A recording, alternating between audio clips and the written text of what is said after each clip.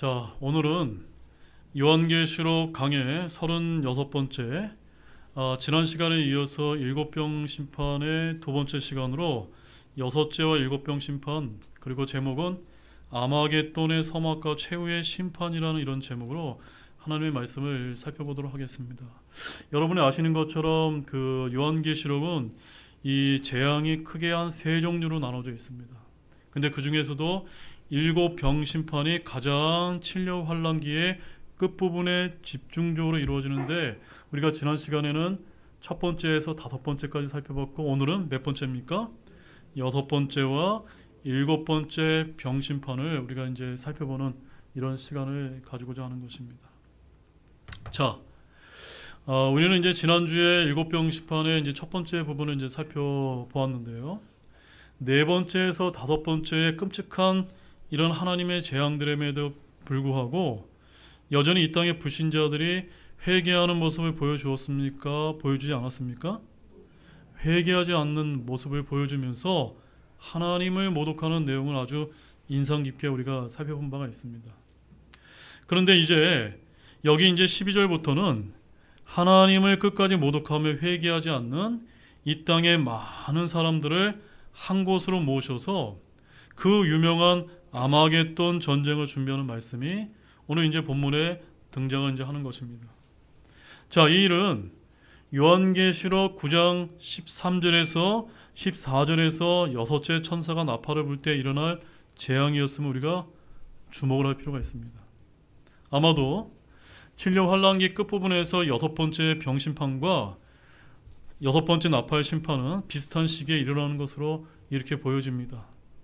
그리고 이제 거의 환란기 끝부분에 가서야 17장에 가보게 되면 큰 바빌론을 심판하는 말씀을 우리가 볼 수가 있는데, 계시록 17장은 음녀와 짐승으로 대표되는 종교적인 바빌론으로서 큰 바빌론을 이제 다루게 되고, 또한 18장에 가보게 되면 정치적인 바빌론으로서 큰 바빌론의 실제 도시의 몰락을 각각 다루게 됩니다.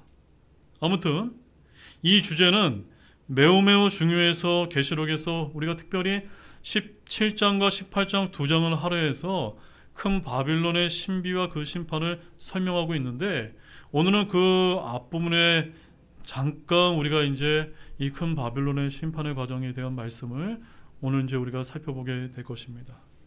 자, 그러면 우리가 본문 12절부터 우리 본격적으로 강의 말씀을 좀 보도록 하겠습니다.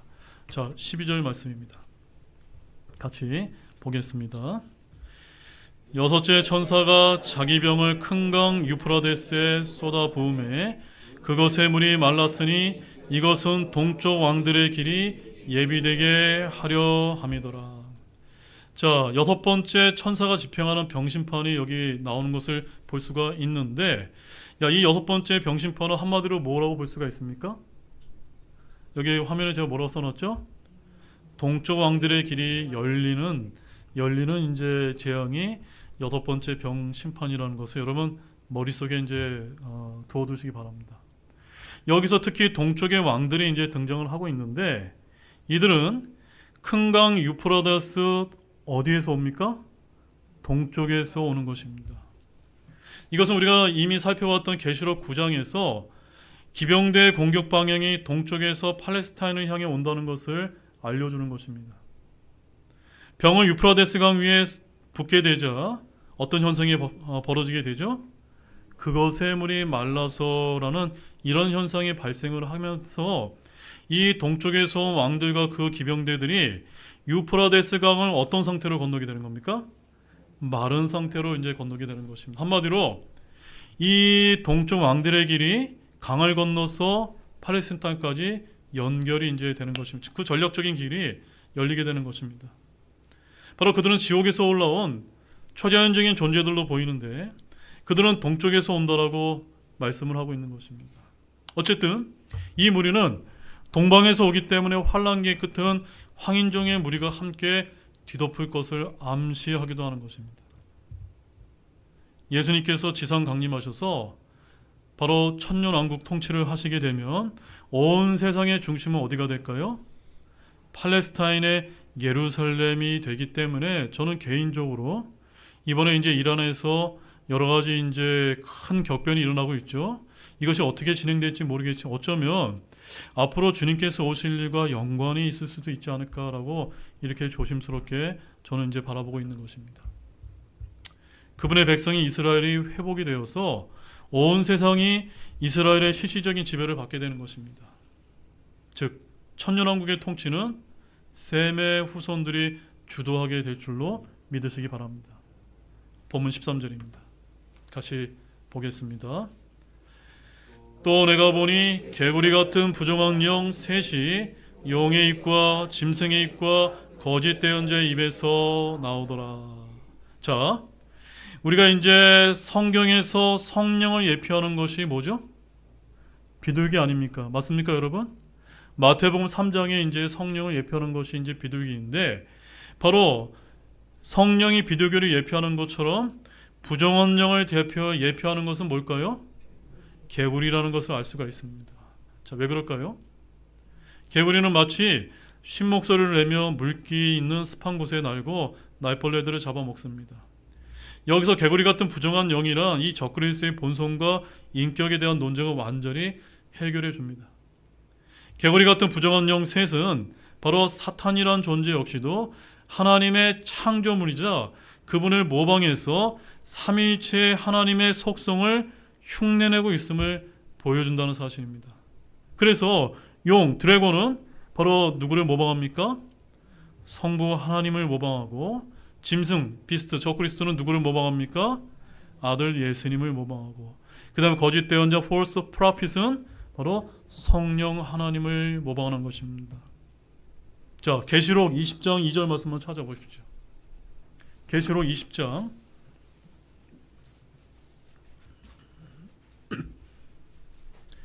자, 계시록 20장 2절 말씀을 보게 되면 이 사탄의 삼위일체적인 하나님의 그 특성을 모방하는 것을 더 잘 보여주고 있습니다. 함께 보겠습니다. 마귀요 사탄인 그 용 곧 저 옛뱀을 붙잡은 뒤 그를 1000년 동안 결박하여. 자, 사탄이 어떻게 이루어져 있습니까? 용과 아버지 하나님을 모방하는 용과 또 예수님을 모방하는 옛뱀과 또한 성령을 모방하는 마귀로서 이렇게 삼위일체적인 특성을 모방하는 아주 불경건한 삼위일체의 특성을 보여주고 있는 것입니다. 따라서 사탄은 용과 옛뱀과 마귀의 삼위일체로 이루어진 존재인데, 이러한 특성을 통해서 우리가 앞으로 마지막 때 불경건한 삼위일체의 특성을 가지고 더더욱더 극단적으로 활동하게 될 수 있다는 것을 이 말씀에서 보여주고 있는 것입니다. 자, 본문 14절 말씀 함께 보겠습니다. 14절입니다. 그 영들은 마귀들의 영들로서 기적들을 행하며 땅과 온 세상의 왕들에게 나아가 하나님 곧 전능자의 저 큰 날에 있을 전쟁을 위해 그들을 모으더라. 여기 그 영들이 어떤 영들이었죠? 아까 용, 짐승, 거짓 대언자, 바로 불경건한 이 사탄의 영들이 바로 마귀들의 영들로서 기적을 행하면서 무엇을 하는 겁니까? 아마겟돈 전쟁을 위해서 사방 곳곳에서 이렇게 사람들을 어디로 모으는 겁니까? 바로 이 팔레스타인 지역으로 이제 끌어모으는 것이 바로 아마겟돈 전쟁이 아닙니까? 그래서 여기 이제 화면을 보게 되면 곳곳에서 지금 몰려들고 있는 장면인 것입니다. 여기서 그 영들은 마귀들의 영들로서 앞서 개구리와 같은 부정한 영 셋이 사탄 마귀임을 또한 다시 알려주고 있습니다. 그런데 이 영들이 환란기 때 사람들을 기적들을 행함으로써 속이게 된다고 말씀을 하고 있고, 그 악한 영들이 땅과 온 세상의 왕들에게 나아가 그들을 미혹해서 하나님과 전능자의 저 큰 날에 있을 전쟁, 이 전쟁이 뭡니까? 아마겟돈, 마지막 아마겟돈 전쟁을 위해서 한 장소로 모이게 이제 하는 것입니다. 자, 이 전쟁은 어떤 식으로 이루어질까요? 저는 이렇게 생각을 합니다. 7년 환란기 때가 되게 되면은 10 왕들이 이 세상을 나누어 다스리게 된다고 예언을 하고 있는데, 여기서 언급한 자들은 바로 그 왕들을 이제 가리키는 것입니다. 아마도 바티칸 공의회와 유엔 같은 조직이 10 왕들의 연합국가 또한 적그리스도의 부속기구로 전락할지도 모릅니다. 즉 바티칸과 유엔은 유대인들을 이 땅에서 소멸시키기 위한 마지막 공격에 동방의 왕들을 활용하는 것입니다. 이 왕들은 계시록 17장 10절과 12절에서 다시 우리가 이제 자세하게 이제 공부를 하겠지만 10명이라고 말씀하고 있습니다. 자, 명분은 뭘까요? 명분은 유대인들을 멸하기 위함이지만 사실상 누구에게 대적하기 위함이죠? 사실상 지상 재림하시는 예수 그리스도를 대적하기 위한 사탄의 계략이라는 걸 알아야 됩니다. 자, 계시록 17장 12절 말씀 보십시오. 한 장 넘겨보십시오. 제가 좀 전에 설명드린 그 내용이 이제 이 말씀에 아주 자세히 묘사가 되어 있는데 계시록 17장 12절 함께 읽어보겠습니다. 내가 본 열불은 열 왕인데 그들이 아직 아무 왕국도 받지 못하였으나 그 짐승과 더불어 1시간 동안 왕으로서 권능을 받으리라. 자, 여기서 열불로 묘사된 열 왕들이 마지막 때가 되게 되면은 등장해서 전 세계를 이제 지배하게 되는데 바로 자기 군대들을 전쟁으로 이끄는데 계시록 9장에 가보게 되면 6번째 나팔 심판을 볼 수가 있습니다. 바로 그 숫자가 이 기병대 숫자가 몇 명이라는 것을 우리가 들었죠? 계시록 9장 16절 말씀해 보면은 그 기병들 군대의 수는 2억이었으며 라는 말씀이 아주 명시적으로 나와 있습니다. 엄청난 숫자죠? 그런데 바로 몽골과 중국과 일본과 중앙아시아, 인도, 이란, 북한 같은 등지에서 함께 몰려온다는 것을 알 수가 있습니다. 이 기병대는 사실 어느 민족이라는 구체적인 암시가 없습니다. 바로 인간의 모습과는 다른 적그리스도의 초자연적인 군대라는 것을 우리가 또한 알 수가 있는 것입니다. 본문 15절 말씀 보십시오. 함께 읽겠습니다.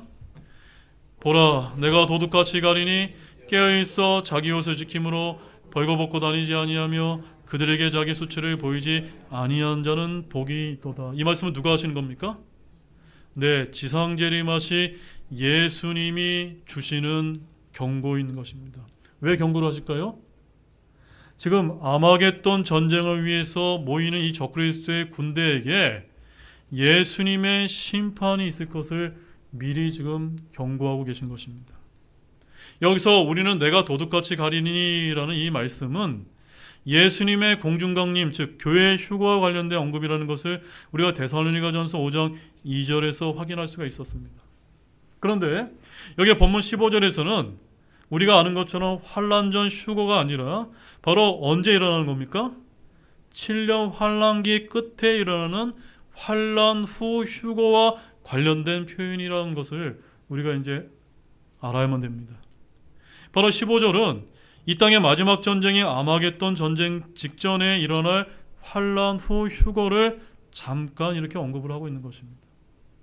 자, 이 문맥은 지상강림과 연관되며 환란 후 휴거라는 것을 다음의 말씀을 통해 우리가 더 자세히 알 수가 있는데, 자, 여러분 성경책 마태복음 24장 29절에서 30절 말씀을 여러분들이 찾아보시게 되면 바로 그 말씀과 연결된다는 것을 알 수가 있습니다. 마태복음 24장 29절 30절 말씀입니다.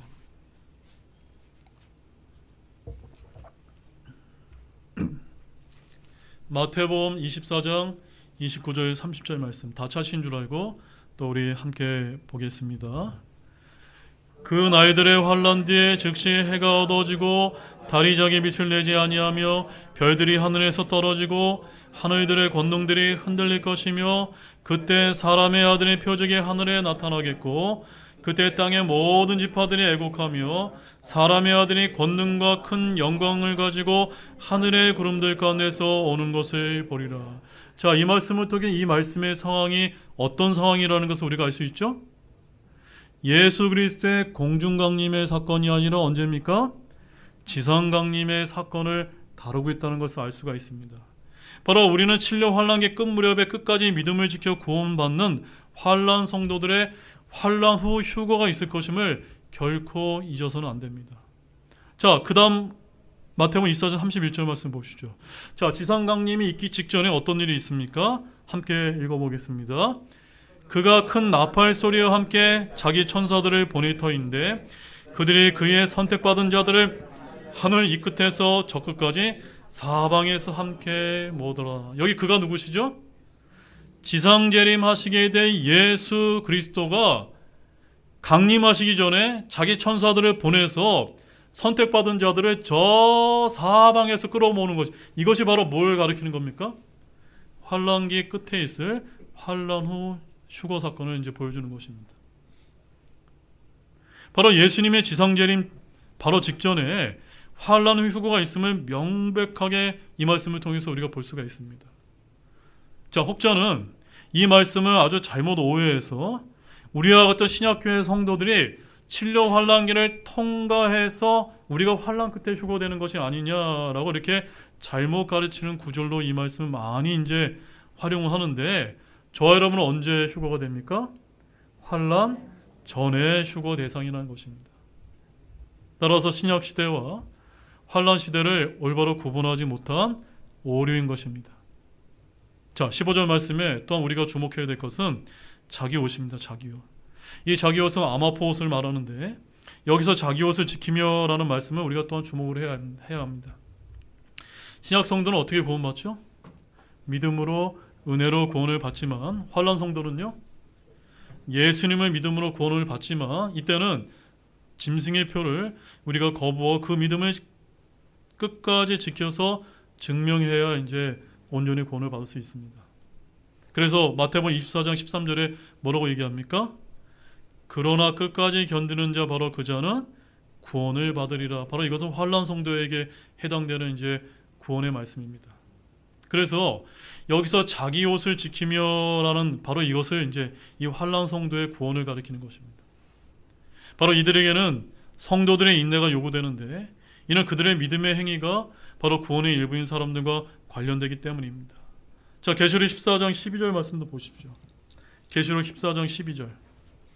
자, 환란 성도들의 구원에 관련된 말씀인데, 함께 계시록 14장 12절 읽어보겠습니다.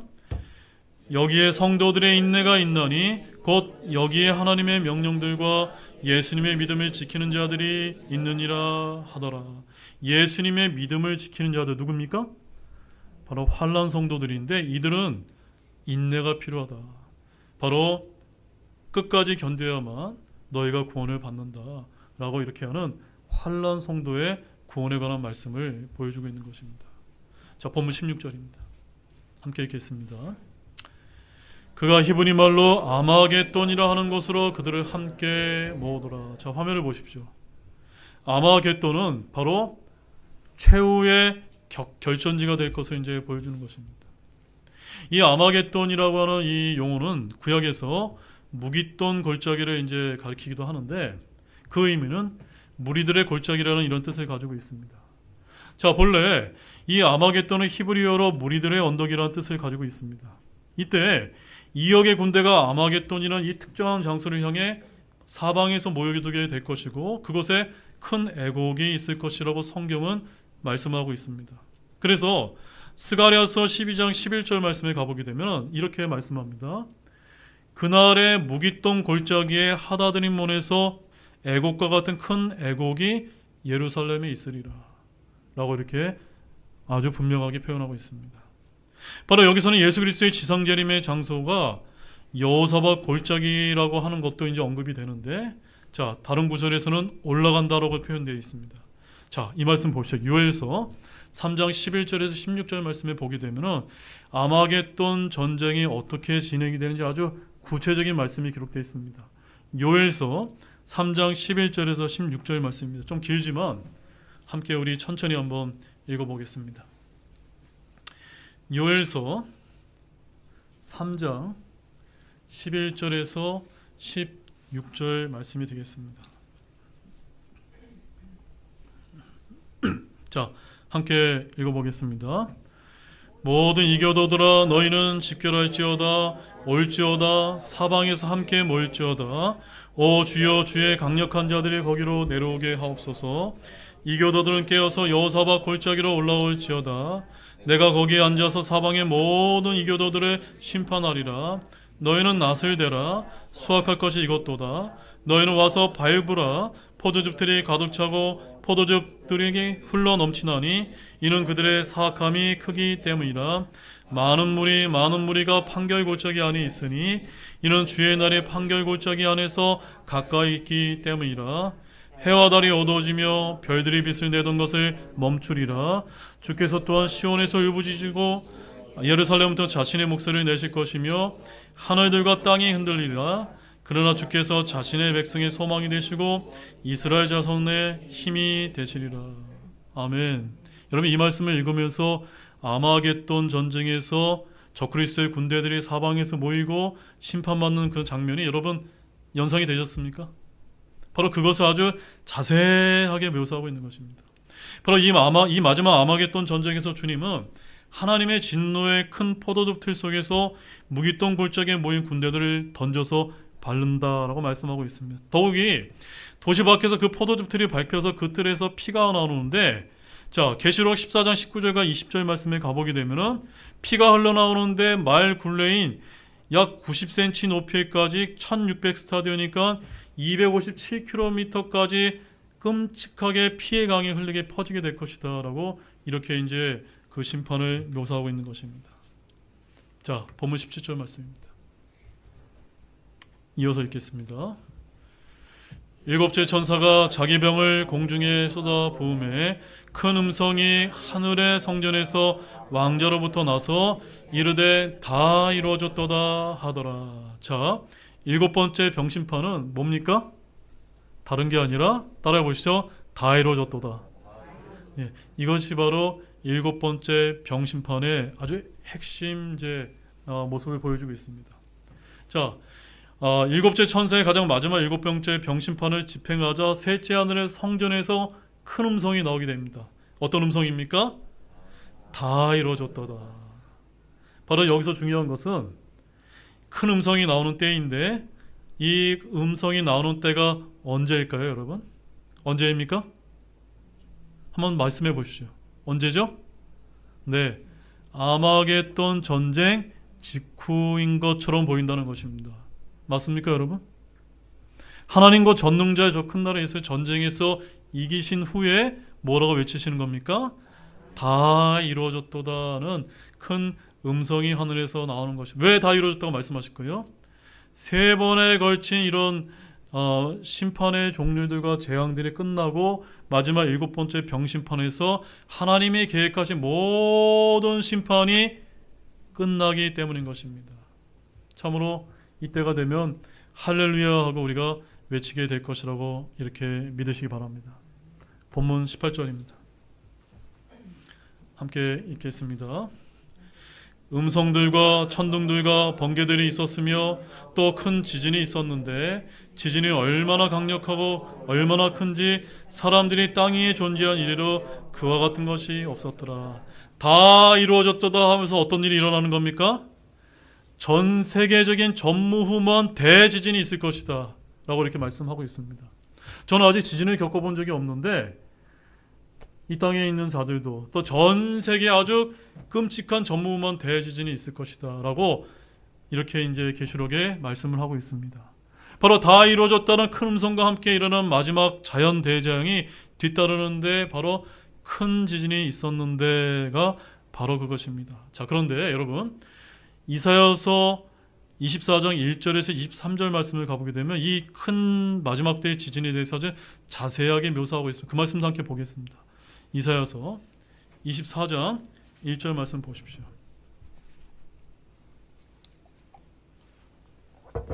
자, 이 말씀을 읽어봐야 이때 그 지진이 어떤 모습으로 이제 전개가 되는지를 구약에서 아주 자세하게 이제 표현을 하고 있습니다. 자, 제가 먼저 1절 말씀 읽고 제와 함께 따라서 읽으시면 되겠습니다. 제가 먼저 읽겠습니다.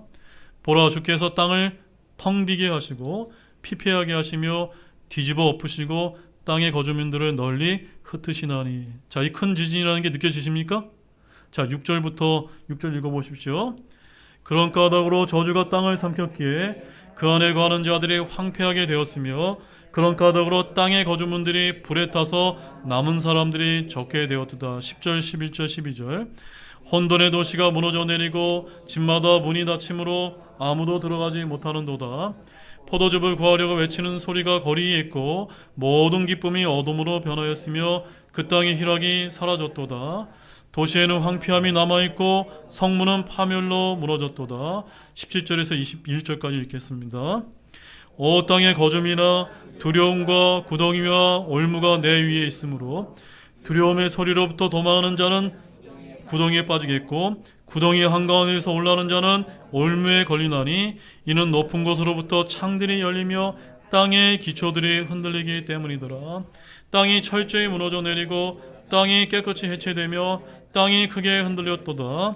땅이 술주정뱅이같이 이리저리 비틀거리고 오두막같이 이동하며 땅의 범법이 땅을 무겁게 누르므로 땅이 넘어지고 다시 일어나지 못하리라. 그날에 주께서 높은 곳에 있는 높은 자들의 군대를 벌하시고 땅에 있는 땅의 왕들을 벌하시리니 23절 마지막 읽겠습니다.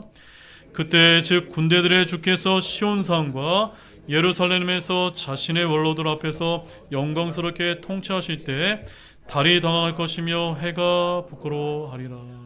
달, 해 그러면 어떤 재앙입니까? 칠려 환란기 때 마지막 이제 지상재림 직전의 상황인 것을 보여주는 것이고 바로 그 지상재림의 직전에 어떤 일이 있는 겁니까? 다 이루어졌다와 함께 큰 지진이 있을 것을 여기 이사야서에서 말씀을 하고 있는 것입니다. 그렇기 때문에 이 말씀은 과거에 있었던 그런 어떤 사건을 가리키는 것이 아니라 언제를 보여주는 겁니까? 앞으로 있을 일을 이제 구약에서 예언하고 있는 것입니다. 자, 그런데 이 지진은 역사상 그 어떤 지진보다 더 클 것이라는 사실입니다. 십자가에서 주님이 다 이루었다 하시고 죽으신 후에도 지진이 있었던 거 여러분 아시죠? 근데 그것은 일부 구약 성들을 흔들어 깨우는 진동이었지만 그 지진으로 죽은 사람은 없었습니다. 하지만 여기 본문 18절의 지진은 이 세상을 마지막으로 심판하기 위한 큰 지진이라는 것입니다. 그래서 18절 말씀을 다시 보십시오. 뭐라고 얘기합니까? 또 큰 지진이 있었는데 지진이 얼마나 강력하고 얼마나 큰지 사람들이 땅 위에 존재한 이래로 그와 같은 것이 없었더라. 여러분, 저와 여러분은 7년 환란 전에 휴거되어서 이 큰 지진을 겪지 않게 됨으로 인해서 주님께 영광을 돌리기 원합니다. 본문 19절입니다. 같이 보겠습니다. 그 큰 도시가 세 부문으로 갈라지고 민족들의 도시도 무너지며 또 큰 바빌론이 하나님 앞에서 기억되어 그분께서 그녀에게 자신의 맹렬한 진노의 포도즙 잔을 주시리라. 바로 이제 마지막 7번째 병심판 재앙이 큰 지진으로 인해서 일어나는 결과를 여기서 보여주겠습니다. 어떤 일이 벌어집니까? 큰 도시 바빌론이 망하는, 바로 멸망을 하는데 바로 그 도시가 세 조각으로 갈라지고 민족들의 도시도 역시 무너지는 일이 발생한다라고 말씀을 하고 있습니다. 자, 이 큰 바빌론이라는 도시의 파괴는 계시록에 3번이 묘사되는데 14장 8절과 16장 19절 그리고 세부적인 묘사는 우리가 다음 시간에 살펴볼 17장과 18장에 아주 자세하게 이제 이루어지게 됩니다. 자, 이제까지 우리가 계시록을 살펴본 바 그리스도의 실질적인 지상재림은 아직 일어나지 않았음을 우리가 주목할 필요가 있습니다. 맞습니까, 여러분? 자, 그 직전까지 묘사된 심판들이 4번에 걸쳐 묘사가 됩니다. 그리고 17장, 18장 역시 본문 19절을 자세히 묘사한 것입니다. 자, 본문 20절입니다. 함께 읽어보시죠. 또 모든 섬이 사라지고 산들도 보이지 아니하더라. 여러분, 이 큰 마지막 때 있을 지진이 얼마나 대단한 지진인지 이 말씀을 통해서 여러분 이해가 되십니까? 지형이 완전히 변화되는 것입니다. 바로 상상을 초월하는 이 재앙의 이 규모를 이제 보여주고 있는 것입니다. 이 대지진의 위력으로 인해서 지구의 모든 지형이 근본적으로 변화되고 또한 섬과 산같이 영원해 보이던 지형물조차도 어떻게 됩니까? 사라지는 아주 끔찍한 재앙이 마지막 재앙의 결과로 이제 말씀을 하고 있는 것입니다. 자, 이제 21절 말씀이 또 중요합니다. 마지막 말씀이죠. 함께 읽어보겠습니다. 또 각각의 덩어리 무게가 1달란트쯤 되는 큰 우박이 하늘에서 나와 사람들 위에 떨어지매 사람들이 우박의 재앙으로 인해 하나님을 모독하니 이는 그것의 재앙이 지극히 컸기 때문이더라. 자, 큰 지진에 이어서 무엇이 이제 있습니까? 큰 우박이 있을 것이다 라고 이렇게 말씀을 하고 있는데 여기서 한 달란트의 무게가 어느 정도 되는지 아십니까? 한 달란트 무게가 오늘날의 무게로 환산하게 되면 약 한 34kg 정도 된다고 합니다. 네. 그러니까 이 어마어마한 이런 우박이 엄청나게 떨어진다는 것을 상상해 보시기 바랍니다. 바로 환란기 때 이 우박재앙으로 인해 남은 불신자들이 그런데 어떤 모습을 보여줍니까? 회개하는 것이 아니라 어떤 모습을 보여주죠? 하나님을 여전히 모독하는 모습을 안타깝게도 보여준다는 점입니다. 근데 왜 이들이 이런 안타까운 모습을 왜 보여줍니까? 재앙이 작기 때문이 아니라 재앙이 컸기까. 한마디로 말해서 재앙과 징계가 강하면 강할수록 회개가 나오는 것이 아니라 무엇이 나옵니까? 하나님께 모독을 하는 우리의 죄성이 아주 끝까지 이제 보여준다는 것을 이 요한계시록의 말씀이 보여주고 있는 것입니다. 자, 근데 흥미롭게도 이 우박재앙은 구약의 여호수아 전쟁기에도 등장하는데 나중에 여러분 시간이 되시면 여호수아기 10장 8절에서 13절 말씀을 보게 되면 그때도 바로 이제 이 우박으로 인해서 심판받는 장면이 나옵니다. 그런데 여호수아의 이름이 신약에서 어떤 이름으로 바뀌죠? 예수님이 아닙니까? 그래서 이 구약의 여호수아기는 엄밀히 따져서 바로 이제 지상 재림하신 예수님에 대한 하나의 예표적인 인물일 수도 있다라는 점을 여러분이 기억하시면서 또한 여호수아기 말씀을 보게 된다면 바로 이제 예수 그리스도의 재림의 한 장면을 우리가 또한 연상을 할 수가 있는 것입니다.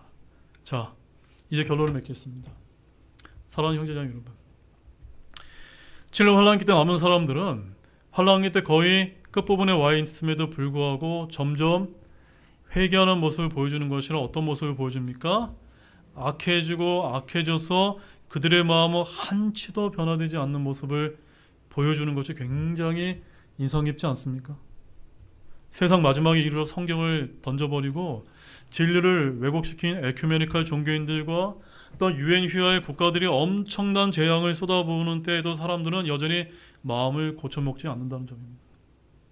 그들은 자기들의 모든 것들을 파괴시키는 큰 지진과 우박과 살을 태울 만큼 뜨거운 해와 피밖에 마실 수 없는 목마름의 고통과 또는 갈증의 고통으로 혀를 씻고 있는 상태 등 이러한 고통을 잠시라도 잊기 위해 아마도 마약 등의 의존에 의한 아주 끔찍하고 비참한 상황을 경험하게 될지도 모른다는 점입니다.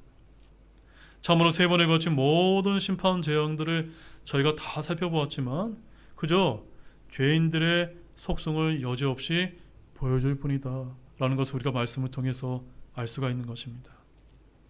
자, 이제 우리가 지금까지 다뤘던 말씀을 핵심적으로 요약을 해보게 되면 하나님의 절대 주권은 하나님은 악의 세력조차 당신의 심판 계획을 이루는 도구로서 사용하신다는 점입니다. 두 번째로 사탄의 모방 전략을 통해서 사탄은 항상 거룩한 삼위일체를 흉내내어 세상을 미혹합니다. 그리고 세 번째로 성도들의 끝까지 견디는 믿음은 바로 환랑의 성도들에게 모든 것을 이겨내는 인내의 믿음, 즉 자기 옷을 지키는 것이 요구된다는 것을 오늘 살펴보았습니다. 심판의 완전한 종교의 일곱 번째 병심판은 이 세상 시스템에 대한 하나님의 진노가 최종적이고 완전하게 이루어졌음을 선포하면서 주님께서 뭐라고 선포하시죠? 다 이루어졌도다. 참으로 지금은 다 이루어지지 않았지만 언젠가 다 이루어졌다고 선포하시는 그때가 오게 될 것을 굳게 믿는 가운데 저희들이 주님의 재림을 소망하시기를 바라겠습니다. 기도가 마치겠습니다.